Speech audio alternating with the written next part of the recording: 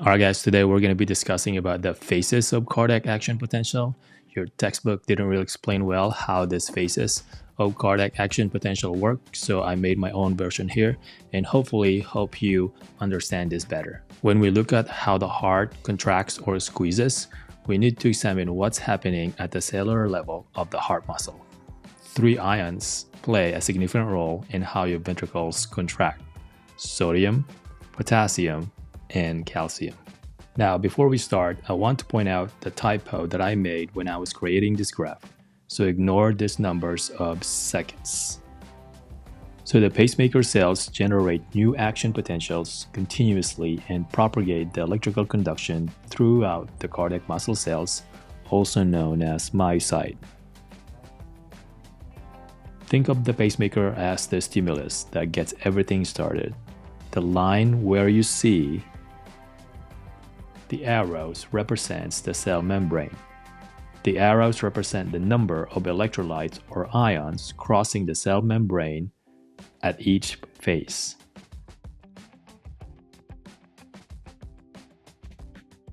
We start during phase 4, where we have a resting membrane potential. So at this time, the inside of the cell is more negative or polarized. So during phase 4, the cardiac cell is at resting with no contractility, and this is called resting potential, also known as RP. The myocyte charge is around negative millivolts at this moment, so nothing will happen until the pacemaker cells fire and activate the stimulus.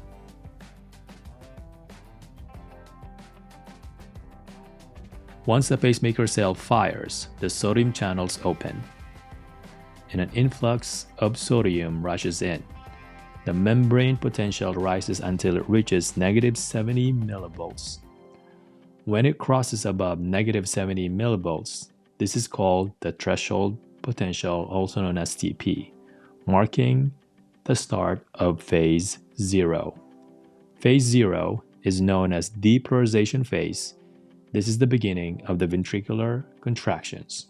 So during phase 0, the sodium channels are fully open, allowing a massive influx of sodium to rushes in, and the membrane potential shoots all the way up to positive 20 millivolts. Now, once it reaches positive 20 millivolts, the cardiac muscle has depolarized and the sodium channels close. This marks the beginning of phase 1, the initial repolarization.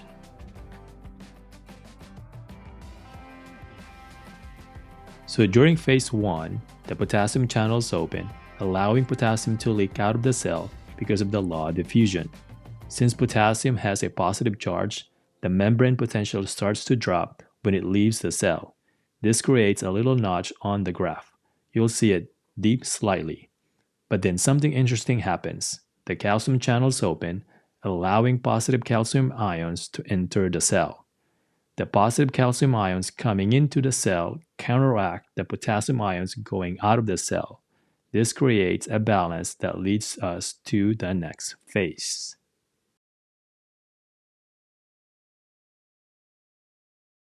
At this time, the membrane potential becomes stable and stays flat on the graph. This is called the plateau phase, the beginning of phase 2. In phase 2, the influx of calcium ions into the cardiac muscle cell generates strong ventricular contractions. This is called a period of absolute refractory, meaning that the cells cannot respond to another stimulus and produce another action potential, no matter how strong the stimulus is. This protective mechanism prevents the heart from being re-stimulated during contraction, which would be dangerous.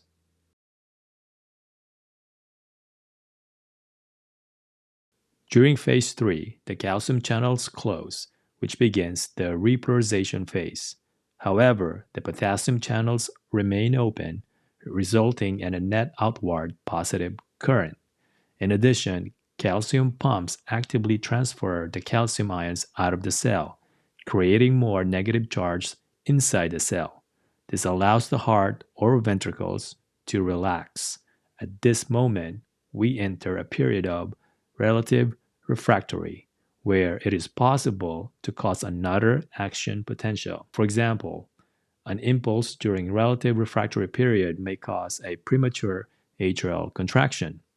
When you have a premature contraction, the chambers are not completely filled, which compromises cardiac output. Eventually, the membrane potential returns to negative 90 millivolts, and we start with phase 4 again. The cycle continues with the next pacemaker stimulus. Now, you're probably wondering what happened to all that sodium that went inside the cell during phase 0.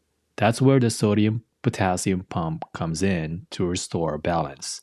This pump continuously works to pump sodium out of the cell in exchange for potassium into the cell. This maintains the ionic gradients necessary for the next action potential. Now, for this entire process to work properly, magnesium has to be normal. Magnesium regulates the movement of ions through these channels within myocardial tissues. Think of magnesium as a traffic controller for all these ions. If magnesium is off, you could end up with cardiac dysrhythmias. If your magnesium levels are low, this could lead to torsades de pointe, a polymorphic VTAC typically caused by magnesium deficiency.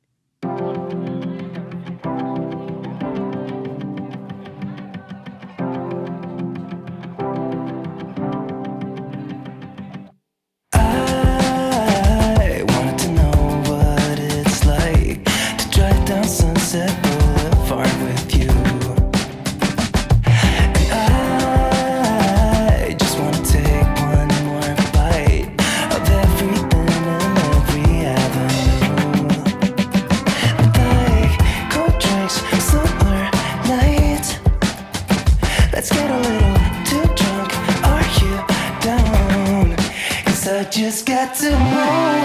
Take a look at all the shining lights. Nothing beats that view. Will you meet me on the floor tonight? And it's California. I couldn't have warned you, baby. Ooh.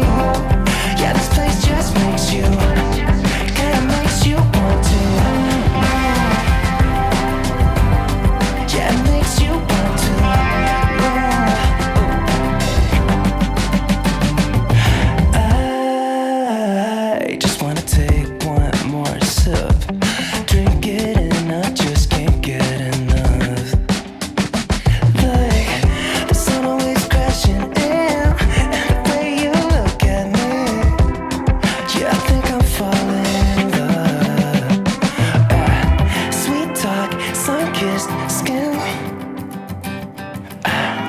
Let's just go all in, 'cause I just got to move.